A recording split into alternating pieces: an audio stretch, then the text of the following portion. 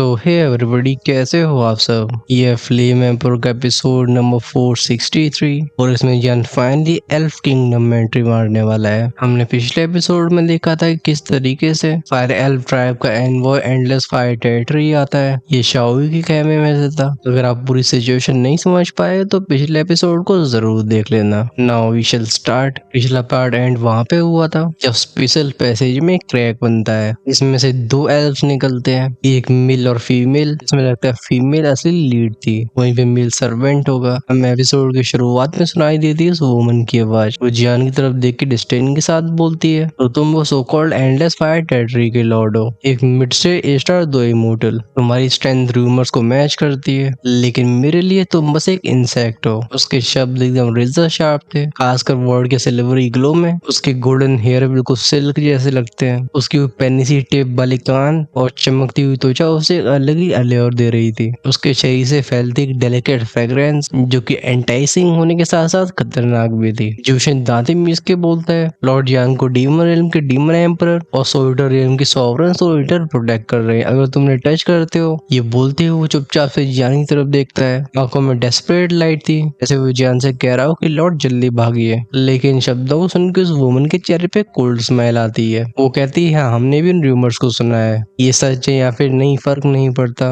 क्योंकि sealed space के अंदर क्या हुआ कोई नहीं जान पाएगा। हम तुम्हें इतनी शांति से मरने दे रहे हैं, तुम्हें ग्रेटफुल होना चाहिए। फिर वो जान को ऑर्डर देती है, अपने दो कोर को डिस्ट्रॉय करो, अपनी होली फ्लेम्स को एक्सट्रैक्ट करके अपने आप को खत्म कर दो। ऐसा करने में परहैप्स हम एंडलेस फायर टेरिटरी को बख्श देंगे। इस बंदी के चेहरे पे जैसा घमंड मौजूद था, जान समझ जाता है कि यहाँ पे शब्दों की नहीं बल्कि एक्शन की जरूरत है, और ऐसा होता भी है। बूम की वैसा रप्ट होता टेरिफाइंग हो रहा। स्पेस टनल की दीवारों में एम्बर फ्लेम तूफान की तरह फटती है। वो साइलेंस टूट चुका था। उस बंदी के पीछे खड़ा एल्फमैन कहता है, जियान तुम्हें ये फालतू की क्वेश्चन नहीं करनी चाहिए, हम ऑलरेडी स्पेस को सील कर चुके हैं। जब तक तुम्हारे पास रिइंकार्नेशन लेवल की स्ट्रेंथ नहीं है, यहाँ से एस्केप करना इम्पॉसिबल होगा। ये सुन के जियान अपने सिर को हल्का सा टेढ़ा करता है, अंग्रेजी में बोले तो टिल्ट करता है। चेहरे की स्माइल बड़ी हो जाती है और रिप्लाई करता है, ओह परफेक्ट, तो फिर लगता है मुझे होल्ड बैक करने की जरूरत नहीं होगी। गूंजी थी क्रैकलिंग आवाजें, वो एक ट्रेम्बल हुआ था। फिर अगले इंस्टेंट में जियान का फिगर वैनिश हो जाता है। इस सीन को देख के एल्फ वुमन पलकें झपकाती है। वो हम करके कहती है, कावर्ड भागना चाहता है। मैंने तो पहले ही कहा था कि हर आइनेस को ज्यादा ही चिंता कर रहे हैं। खैर, मौकरी से भरे शब्द उसके होठों से निकले ही थे, तभी तो पेंसी स्नैप और क्लैप की आवाज गूंजी थी। एक सिल्वर थंडर टाइगर अपने क्लॉ से वॉइड को फाड़ते हुए अचानक से उस वुमन की खोपड़ी पे हमला कर देता है, जिससे उसका सर घूम गया था। एट द सेम टाइम हमें जियान का फिगर पीछे दिखाई दिया था। वहीं पे उस वुमन के चेहरे पे दो लाल रंग के निशान पड़ चुके थे, जिनमें बिजलियां कड़क रही होती हैं। उसकी आवाज तुरंत ही पतली हो जाती है, वो डेलिकेट चेहरा ट्विस्ट हो जाता है फ्यूरी से। उसके चारों तरफ एक मर्डर सौरा फैला था। वो धाड़ के बोलती है, आ तुम्हारी मुझे थप्पड़ मारने की हिम्मत हुई। ये पूरा वर्ल्ड कॉरिडोर हिलने लगा था। फर्मिंग आवाज से इरप्ट हुआ था उसका ऑरा, ओवरवेलिंग शार्प और ब्लेजिंग पावर। इस बंदी की स्ट्रेंथ पीक 102 की थी। बेसिकली ऑलरेडी हाफ स्टेप रिइंकार्नेशन होती है। वो दोनों थप्पड़ जिनमें आग और लाइटनिंग की पावर छिपी हुई थी, उस एल्फ वुमन के फ्लॉलेस चेहरे पे अब एक तरीके से जल रहे होते हैं। फिर जियान का शरीर वापस से अपनी जगह पे रीअपेयर होता है कि त्वचा को ढक रखा सिल्वरी लाइटनिंग है। वो थंडर उसके चारों तरफ डांस करता है। जियान कहता है, एक ईर्षा दो इमोर्टल जो कि समसरा की एज को टच करता है। उसके चेहरे की स्माइल को देख के रेश की वजह से उस बंदी का चेहरा और ट्विस्ट हो गया था। शरीर को डार्क ब्राउन फ्लेम फेदर्स ने ढक लिया होता है। वो सामने इशारा करके बोलती, तो मैं तुम्हें मार डालूंगी। उसके चेहरे का लाल रंग और भी गहरा हो गया था। बेसिकली लास्ट पॉइंट में जियान ने अपनी पावर को जानबूझ के रोक लिया होता है, वरना कमजोर सी दिखने वाली एल्फ एक ही पल में ऑब्लिटरेट हो जाती। खैर, क्योंकि उस वुमन को अंदाजा नहीं था, उसका कोड किलिंग इंटेंस स्टॉर्म की तरह फट रहा था। एल्वन वुमन पहले से अपनी प्योरिटी और ग्रेस के लिए पूरी दुनिया में फेमस है। इनके लिए एलिगेंस एकदम होली होता है। ये बेसिकली अपने यूनिक स्टाइल से अपने आप को बीस्ट और बाकी क्रीचर से अलग रखते हैं, और इन्हें थप्पड़ मारना तो बहुत बड़ी ह्यूमिलिएशन है। सुनाई देती है क्रैशिंग आवाजें, उसकी वॉलेंट फ्लेम चारों तरफ फैलती हैं, लेकिन जिस पर टच करती हैं जियान के औरे को, सिजलिंग साउंड के साथ एक गायब हो गई थी। ये कुछ ऐसा होता है जैसे स्नो फायर के सैलाब के सामने आ गई हो। वो पीछे खड़ा एल्फमैन कहता है, मिस आयशा प्लीज मुझे आने दीजिए। इस लेवल के बीइंग के ऊपर आपको अपने हाथ खराब नहीं करने चाहिए। वो एल्फ वन बीच हवा में रुक जाती है। पीछे खड़ा उसका अटेंडेंट जो कि बटलर की तरह ड्रेस कर रहा था, वो कदम आगे बढ़ाता है। एक्सप्रेशन उसके सीरियस थे और आंखें ये भी आईसी किलिंग इंटेंट से भरी होती हैं। फैलती हैं उसकी बॉडी से रिपल्स और पूरा कॉरिडोर ड्रिम ड्रिम ब्रूम की आवाज साथ कांपता है। ये और बिल्कुल ऑर्डिनरी नहीं था। और जियान के एक्सप्रेशंस बिल्कुल चेंज नहीं होते हैं। वो अपनी हथेली को उठा के बोलते हैं अगर तुम्हें यही चाहिए तो दोनों हमेशा हमेशा के लिए यहाँ रह जाओ। उसकी कंपोज्ड आवाज के पीछे एक ओवरवेलमिंग स्टॉर्म इकट्ठा हुआ था। इनकी नजरें एक दूसरे में लॉक होती हैं। दोनों ही शिकारी इनमें से कोई भी कदम पीछे लेने के तैयार नहीं था। दोनों खुद को इंट्रोड्यूस करते हैं एल्फगार्ड फ्रॉस्टशायर। जियान बोलता है एंडलेस फायर डोमेन जियान। फिर बूम की आवाज आई थी, दोनों मूव हुए थे। इनकी स्पीड आंखों को चकाचौंध करने वाली होती है। बंदा पोजेस करता था फ्रीजिंग पावर को, जो कि अपने पीछे के स्पेस को भी क्रिस्टलाइन आइस में जमा देता है। जियान जैसे लाइटनिंग ने ढक रखा था वो कहता है आइस एट्रीब्यूट। वो अपने अपोनेंट को सरप्राइज के साथ स्टडी करता है। वो लंबे पीले बाल और पेल स्किन। इसके बॉडी फीचर्स बाकी तो टिपिकल एल्वन स्टाइल थे, लेकिन आंखें काफी डार्क होती हैं। जियान सोचता है अजीब है, ये सारे फायर कल्टिवेटर्स नहीं होते। इससे पहले वो पूछ पाता, पीछे खड़ा जूशन चिल्ला के बोलते लॉर्ड जियान आपको ध्यान रखना होगा, ये मिस आयशा का पर्सनल गार्ड है। इसकी पावर ऑलरेडी टू इनकारनेशन तक पहुंच चुकी है। अपने हाई रैंकिंग सक्सेसर्स को प्रोटेक्ट करने के लिए फायर एल्व्स ऐसे एलिट्स को एम्प्लॉय करते हैं। वो बंदा जिसका नाम फ्रॉस्टशायर था अपनी आवाज में कहता है मिस आयशा के साथ ऐसा बर्ताव करना कैपिटल सिन है। लड़की मैं तो ये आइस कल्चर में जमा के तेरी कब्र यहीं पे बना दूंगा। उसके हाथ एकदम सफेद हो जाते हैं एक ही इंस्टेंट में। फिर हजारों आइसिकल्स बनते हैं जो ओवरवेलिंग पावर के साथ घूम रहे थे। एक प्योर कोल्ड एनर्जी से बना हुआ स्टॉर्म अपने सामने सब कुछ जमाते हुए आगे बढ़ता है। वर्ल्ड में ऐसी क्लिकिंग आवाजें बाहर आती हैं जैसे आइसिमिस के सामने ये खुद डर रहा हो। ये कोल्ड सच में एब्सोल्यूट और सफोकेटिंग थी, लेकिन जान की नाक से गूंजती हम की साउंड। फ्लेम मंत्रा इग्नाइट हुआ था। पफ पफ के साउंड से इरप्ट होती एम्बर फ्लेम। उसके सीने के अंदर जो एम्बर फ्लेम कलरन फॉर्म हो रहा होता है वो हल्का सा ट्रेम्बल हुआ था। उसकी फाउंडेशन जागती है। जान के स्कलन के ग्लो के अंदर उसकी त्वचा किसी डिवाइन स्टोन की तरह हार्ड हो जाती है। शरीर पे एम्बर कलर की लाइंस फैलती हैं जो कि अलग ही पावर से धड़कती हैं। इनमें हालांकि कोई फिक्स पैटर्न नहीं होता,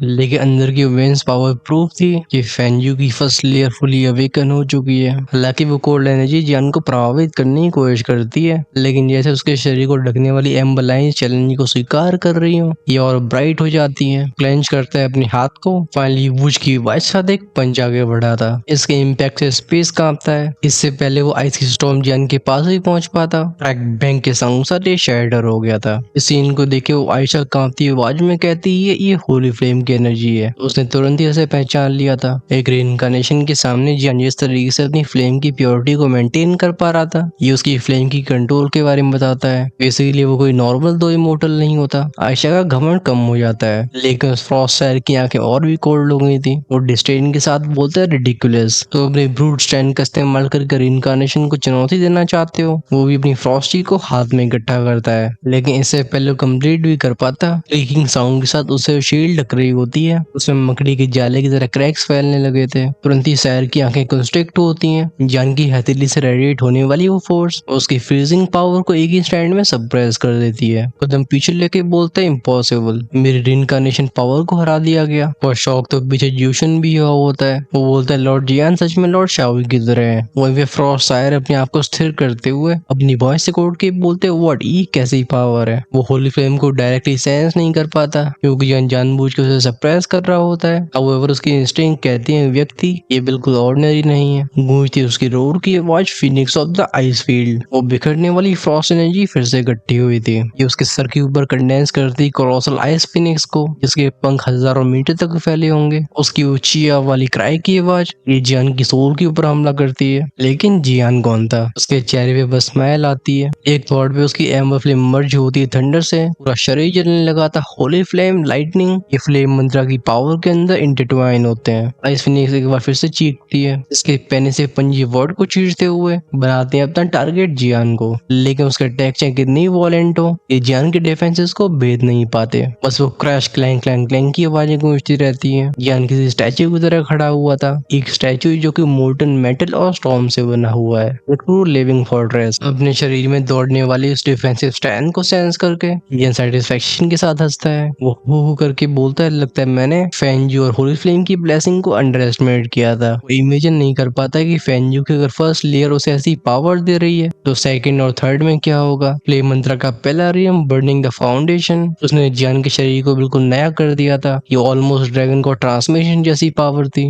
बस फर्क ये है कि ड्रैगन को ट्रांसमिशन को बहुत लंबे समय तक एक्टिवेट करके नहीं रखा जा सकता। उसकी मसल्स एनर्जी से हम होती हैं है। त्वचा ग्लो होती है एम्बर लाइट से। जियान की हर एक सांस डोमिनेंस की पल्स को रखता था। जियान के जस्ट सामने फ्रॉस्ट सायर के एक्सप्रेशन हार्ड हो गए थे। जब वो रियलाइज करता है कि वो जियान को खरोंच भी नहीं पहुंचा पाया, उसकी आईसी कोल्ड आके और ज्यादा कोल्ड हो जाती है और रिलीज होता है मर्डरस इंटेंट। तो अपने दोनों हाथों को पास में लाके बोलता आई स्पिरिट स्पिरिचुअल पावर। सुनाई देती है की साउंड। उसका ऑरा ट्रेम्बल हुआ था और माथे पे अपीयर होता है एक हल्का सा निशान। ये एक एंशिएंट आइस इम्प्रिंट था जो कि तुरंत ही वर्ड को चर्न और ट्विस्ट करने लगता है। ये रिलीज होने वाली पावर को टाइम को जमा सकती थी। जैन की आईब्रोज नीट हो जाती हैं। वो सोचता है कैसी एनर्जी है, ये कोई ऑर्डिनरी द्वीप की नहीं थी। इसमें कुछ हाई लेवल का होता है, कुछ ऐसा जिसे सच में रिइंकार्नेशन फोर्स कहा जा सकता था। तभी फ्रॉस्ट सायर के पीछे का स्पेस फिर से फटा था। गूंजती है क्लंच क्लंच की आवाजें। पीस उधड़ता है जिसमें से इनोरस फ्रॉस्ट हैंडप्रिंट बाहर आया था। मतलब बर्फ से बनी हुई हथेली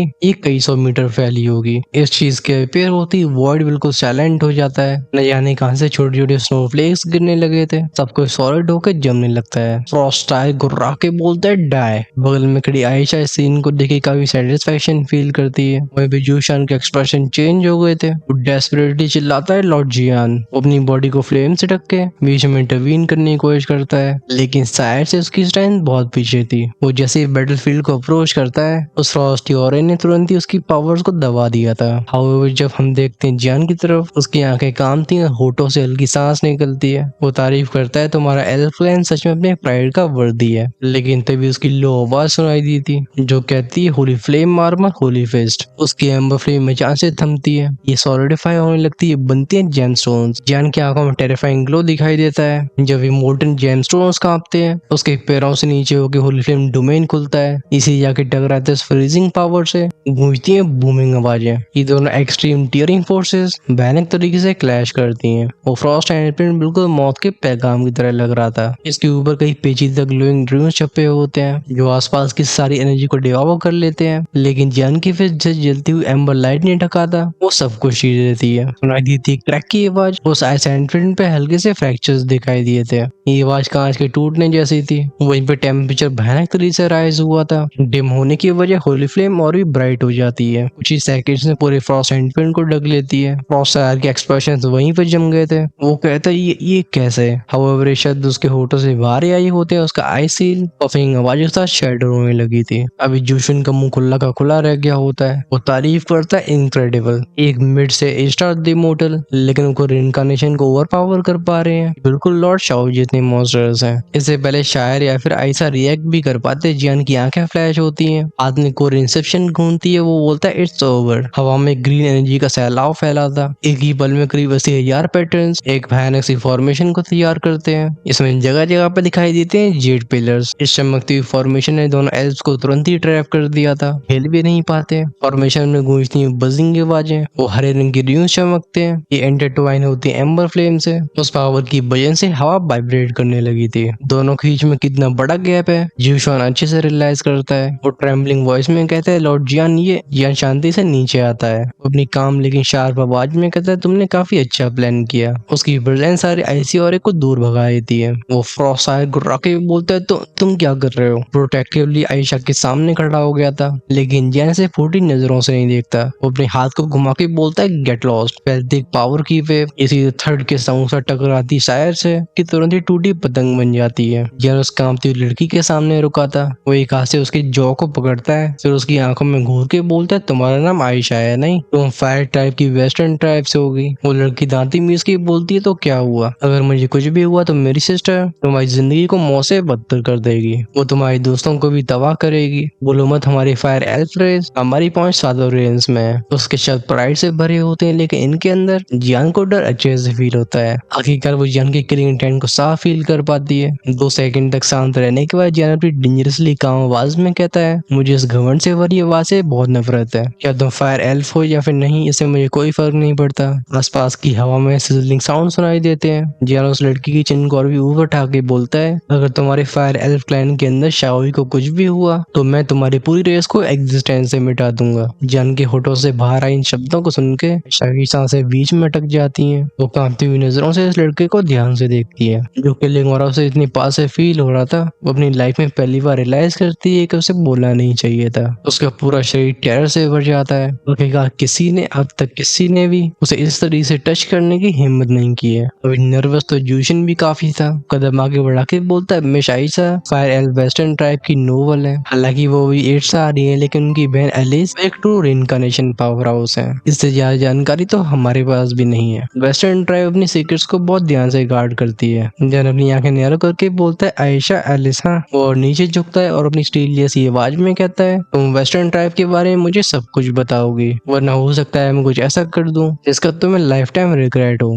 जैन की इंटेंस नजर लड़की की नजरों से मिलती हैं। वो शार्प और अनफ्लिंचिंग गेज, इस पर उस आयशा के अंदर कुछ बदला था। उसके एक्सप्रेशन हल्के से शिफ्ट हुए थे। अब खैर इस मोमेंट के बारे में ऑथर ने काफी लंबी चौड़ी बातें की हैं, लेकिन तुम्हारा भाई बिल्कुल नहीं पिघलेगा। चलो मूव करते हैं आगे। जब आयशा फाइनली रिकवर होती है, उसके चेहरे पे दिखाई देता है पैनिक। उसके चारों तरफ का ऑरा ट्रेम्बल हुआ था। वो फियर और कंफ्यूजन से भरी आवाज में कहती है तुम वेस्टर्न ट्राइब की प्राइड हूँ। मैं बता रही हूँ कि अगर मुझे कुछ भी हुआ तो मेरी सिस्टर तुम्हें बख्शेगी नहीं। जान टिस टिस करके बोलते ही एलिगेंस, ये सच में नेचर का मास्टरपीस है। वो अपनी उंगली को उस लड़के के गाल पे घुमाता है। जान के हर एक टच से लड़की पूरी तरह से कांपती है। उसके सारे रोंगटे खड़े हो जाते हैं। उसकी रीढ़ की हड्डी में चिल फैल गई थी। एल्वन ट्राइब्स के बीच में खासकर रॉयल्स ये अपने शरीर को एकदम सीक्रेट मानते थे। ये अपनी ब्यूटी पे प्राउड फील करते थे। ये किसी फॉरेन एंटिटी से बिल्कुल दूर रहते हैं। जब जान इस कैजुअल तरीके से आयशा के गाल को टच करता है, एक अल्टीमेट ट्रांसग्रेशन था। वो फ्रॉस्ट आया जो कि जान के एक इशारे पे दूर चला गया था। ऐसे सीन को देख के उसकी आंखें रेज से भर गई थी। लेकिन क्योंकि जान की फायरी फॉर्मेशन में उसे कस रखा होता है, वो कितनी कोशिशें कर रहा हो लेकिन धाड़ने के अलावा वो और कुछ नहीं कर पाता।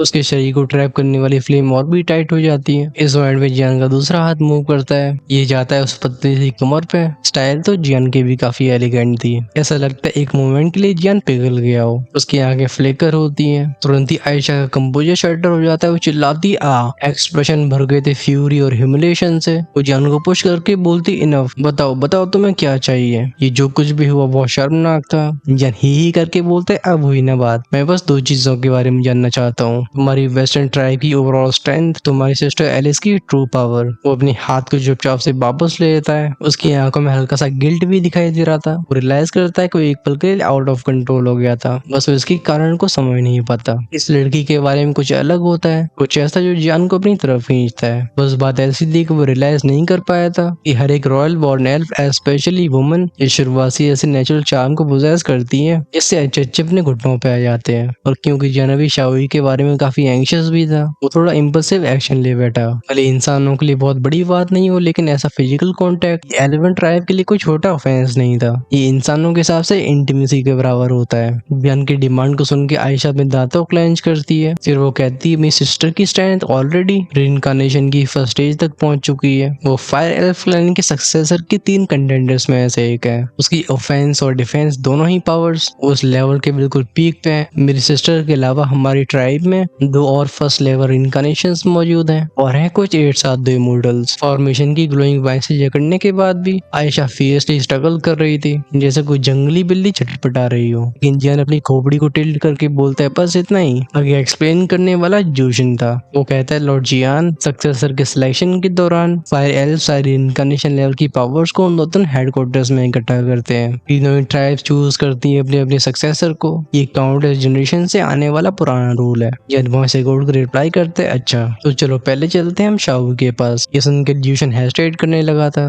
वो पूछता है लेकिन इन दोनों का क्या करें। वो आयशा और फ्रॉस्ट आयर की तरफ देखता है। इस लड़की की रैंक काफी हाई थी, उसकी ब्लड लाइन नोबल। अगर ये शब्द फैलता है कि जियान ने उसे कैसे टच किया तो इंसानों और एलिवेंट ट्राइब्स के बीच में वॉर छिड़ सकता है। जियान इमोशनलेस टोन में कहता है खत्म कर दो इन्हें, मैटर इस तरीके से और क्लियर रहेगा। आयशा जो कि फिर से कंपोजर को इकट्ठा कर रही थी, इन कैजुअल वर्ड्स को सुन के उसकी खोपड़ी घूम जाती है। आंखों में फ्लिकर होता है जेन्युइन फियर। वो हाथ ऊपर करके बोलती ए रुको, फायर एल्फ ट्राइब की बेटी जो कि रॉयल ब्लड को पोजेस करती है, इसे हर जगह पे रिस्पेक्ट मिलती थी। आज वो पूरी तरीके से हार चुकी थी। वो टूटे आवाज में पूछती क्या तुम्हें सच में पता है कि मैं कौन हूँ, तो मुझे इस तरीके से। बट पफ के साउंड से जैन के हाथ पे पैर हुई थी होली फ्लेम, जो कि अपनी इंटेंसिटी को बढ़ाने लगी थी। चेहरे पे काम स्माइल आती है, लेकिन ये स्माइल उस लड़की को और भी टेरिफाई कर देती है। जैन पूछता है क्या हुआ, क्या तुम्हें कोई ऑब्जेक्शन है। आयशा जल्दबाजी में कहती है मैं एलिस की सिस्टर हूँ, अगर तुम मुझे अपने साथ ले जाते हो तो हो सकता है वो तुम्हारे ऊपर मर्सी दिखाए। तुम मुझे अपने एडवांटेज के रूप में इस्तेमाल करना, तुम मेरी बहन को धमकी दे सकते हो। वो मुझे बिल्कुल इग्नोर नहीं करेगी। उसके शब्द कांपते हैं, चेहरे पे वो यूजुअल प्राइड कहीं दिखाई नहीं दे रहा था। जान थोड़ा रुक के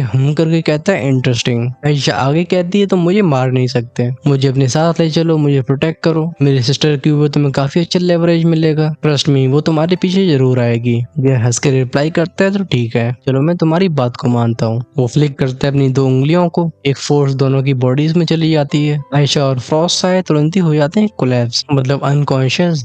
जूशन से कहता है हम इसे साथ में लेके आएंगे और इसे वापस भेजो। इस फ्रॉस्ट सायर को जिंदा छोड़ने से ये आंसर्स को ढूंढने में बिजी रहेंगे। जूशन नोट करके अपनी हैंडसीज को चेंज करता है। इकट्ठे होते हैं कुछ स्पेशल कोऑर्डिनेट्स जहाँ से पोर्टल खुलाता और सायर की बॉडी को उसकी वेस्टर्न ट्राइब में भेज दिया जाता है। यह चालाकी से भरी मुस्कान के साथ बोलता है तो बस इंतजार करना है हमें बड़ी मछली का। आयशा को एनर्जी से बनी रस्सियों से बांध के दोनों फिर से एल्फ ट्राइब के होम की तरफ चले गए थे। इस स्पेस में लौट आती है शांति। हम जैन के साथ जर्नी कंटिन्यू करते हैं। ये कुछ समय के बाद की बात होती है जब अचानक से जूशन की बॉडी में से एक हम की आवाजें करता हुआ फ्लेमस्टोन बाहर अपीयर हुआ था। अंदर की एंशिएंट फ्लक्चुएशंस को सेंस करके जियान पूछता है क्या है ये। हाउएवर जूशन के एक्सप्रेशंस डार्क हो चुके होते हैं। वो बताता है कि ये इंडक्शन स्टोन है जो हमारी ट्राइब से जुड़ा हुआ है। ये तब रिएक्ट करता है जब हमारे नीचे कोई स्ट्रॉन्ग एनर्जी जा रही हो। लगता है इस वर्ल्ड पोर्टल के नीचे कोई और मूव करने की कोशिश कर रहा है। माय लॉर्ड हमें इस पैसेज को शैटर करके एक दूसरे से अलग अलग जाना होगा, क्योंकि अगर हम इसी रास्ते पे चलते रहते हैं तो हमारे ऊपर एम्बुश जरूर किया जाएगा। जहाँ हल्के से नोट करता है रिलीज होती है उसकी स्पिरिचुअल परसेप्शन।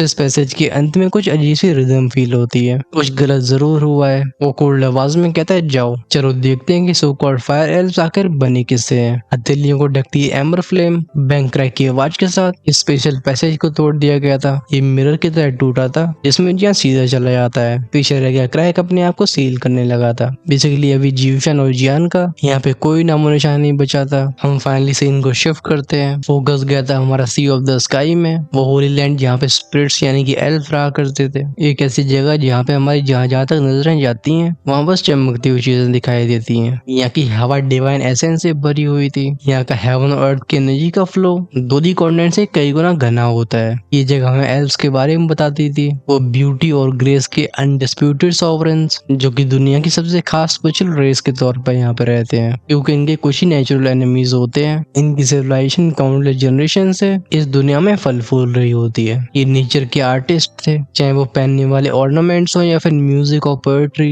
इन सब के क्रिएटर्स होते हैं। कहा जाता है कि बीइंग्स डिविनिटी से बस एक कदम पीछे हैं। इनकी जिंदगी नेचर से जुड़ी होती है। हालांकि शांति को पसंद करते थे लेकिन शांति को रूल करने वाली वुमन थी। बेसिकली एल्व्स में मेजोरिटी होती है फीमेल। इनके डोमिनेंस की वजह से पूरा कल्चर ही इनके हिसाब से ढल गया है। बस रॉयल ब्लड लाइन के पास ही ट्रू पावर रहती है। ऐसे जेंडर और अथॉरिटी के इम्बेलेंस की वजह से शाओई जो कि एक मेल कंटेंडर था उसे तीनों ही कैंडिडेट्स में सबसे कमजोर माना जाता है। बेसिकली ईयर्स होते हैं 3 जिनमें 2 फीमेल्स होती हैं और एक मेल, और मेल ऑफ कोर्स शाओई था। एक सरीन बेम्बू फॉरेस्ट के अंदर या गर्गलिंग की आवाज से झरने झर रहे होते हैं। अचानक से यहाँ का स्पेस रिपल होता है, बनता है एक वॉइड गेट। ये भले अनस्टेबल हो लेकिन पावरफुल था। ये इशारा कर रहा था किसी के अराइवल का। फाइनली इसमें से 3 फिगर्स निकले थे जो इस पूरे जंगल को खतरनाक प्रेशर से ढक देते हैं। इनमें से भी जो वुमन थी उसकी स्ट्रेंथ सबसे शानदार होती है। उसका ऑरा इतना मैजेस्टिक था कि पूरा जंगल ही उसके सामने सर झुकाता है। वो वुमन से लाके बोलती लड़की आयशा ये सच में परेशानियां खड़ी करती रहती है। ये आवाज इतनी प्यारी होती है जैसे इसमें खुद हेवनली मेलोडी मिली हो, जैसे बहती हुई पानी की फुसफुसाहट है। उसके कान एलिगेंटली पॉइंटेड थे और वो सुनहरे बाल ये बिल्कुल सनलाइट की रेस की तरह नीचे आते हैं। खासकर उसकी मोती जैसी चमकने वाली आंखें ये इंटेलिजेंस और डोमिनेंस का प्रूफ होती हैं। इसके पीछे होते हैं 2 क्रिस्टलाइन बटरफ्लाई विंग्स जिनके इंट्रिकेट ड्यूस में से डिवाइन पावर झलक रही थी। बगल में चलने वाली दोनों एल्फ वुमन अपने घुटने टिका के बोलती है और हाइनेस हालांकि मिस आयशा को खेलना पसंद है लेकिन उन्होंने आपकी गाइडेंस को हमेशा रिस्पेक्ट दी है। ऐसे समय में बाहर जाके आपके दुश्मनों को रोकना ये आपके लिए उनकी फीलिंग्स को बताता है। दूसरी वाली एल्फ वुमन भी कहती है हाँ बिल्कुल, वैसे भी मिस आयशा के साथ आइस स्पिरिट सायर है, उसकी रिइंकार्नेशन पावर के साथ मिस आयशा को कुछ नहीं होगा। दोनों वुमन नॉड करती हैं। हालांकि तीनों ही लेडीज में एक नोवेल्टी झलक रही थी लेकिन इनकी पावर के बीच का डिफरेंस था वो हेवन और अर्थ जैसा होता है। ऑफ कोर्स लीडर होती है princess Alice, fire elf western tribe की रूलर। एलिस अपनी काम लेकिन इरिटेशन से भरी आवाज में कहती है मैं उम्मीद करती हूँ वो हाल ही में काफी एक्टिव रही है और ऐसे मुझे उसके ऊपर ध्यान देना चाहिए। लेकिन चलो कोई बात नहीं, जब वो एंडलेस फायर टेरिटरी का जियान यहाँ पहुंचेगा हम उसे तुरंत खत्म कर देंगे। उसके पास जो होली फ्लेम है हमारे क्लैन का एंशिएंट रेलिक उसी के साथ जगाया जा सकता सकता है। जहाँ तक बात रही हो शाओई की कि वो मेरी पंजों से बच नहीं पाएगा,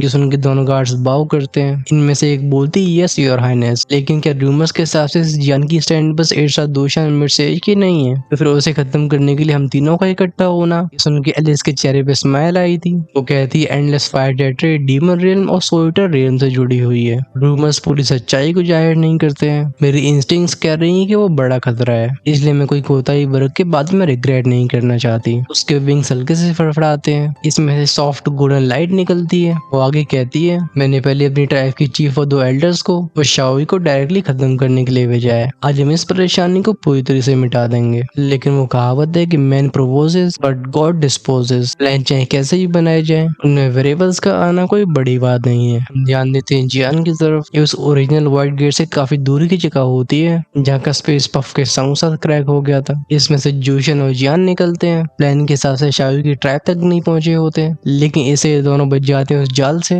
जिसे एलिस ने पहले ही बिछा रखा था। जियान अपने आप को फूलों के समुद्र के बीच में पाता है। यहाँ शानदार फ्रेग्रेंस डांस करती है और स्पिरिचुअल एनर्जी तो जैसे ओवरफ्लो हो रही हो। ये एक पैराडाइज जैसा था, एक बहुत ही प्योर जगह। हाउएवर अभी चाहता स्कैन करने वाली जियान की आंखें सिकुड़ चुकी होती हैं। वो पूछता है ये ऑरा कहाँ से आ रहा है। तभी जूशन तेजी से आगे दौड़ने लगा था। वो जियान से बोलता है माय लॉर्ड यहाँ पे। जियान अपनी नजरें घुमाता है उस अनकॉन्शियस आयशा के ऊपर। वो कहता है ट्रबलसम, लेकिन मुझे मानना होगा कि फीमेल एल्फ सच में फ्लॉलेस होती हैं। वो साइक करके आगे बढ़ गया था। दोनों लाइटिंग स्पीड से बढ़ते हैं, लेकिन क्योंकि तुम्हारे भाई ने पहले ही सुप्रीम रेल में ब्रेक थ्रू कर लिया है, ऑफ कोर्स हमारी स्पीड ज्यादा होगी। हम सीधा उस जगह पे पहुंच जाते हैं जहाँ 3 एल्वन वॉरियर्स किसी को घेरे खड़े हुए थे। एक खून से ढका हुआ एल्फ था। हवा में सांसों को थमा देने वाली टेंशन फैली हुई थी और खून के सैंड ने फ्लावर्स की फ्रेग्रेंस को दबा दिया था। घायल एल्फ धाड़ के बोलता है डैम यू, तुम वेस्टर्न ट्राइब के चूहे सच में बहुत घटिया हो। इसके रिप्लाई में तीनों हमलावरों में से लीडर बोलता है तुम अपनी बकवास को प्रिंसेस एलिस के लिए बचा के रखो।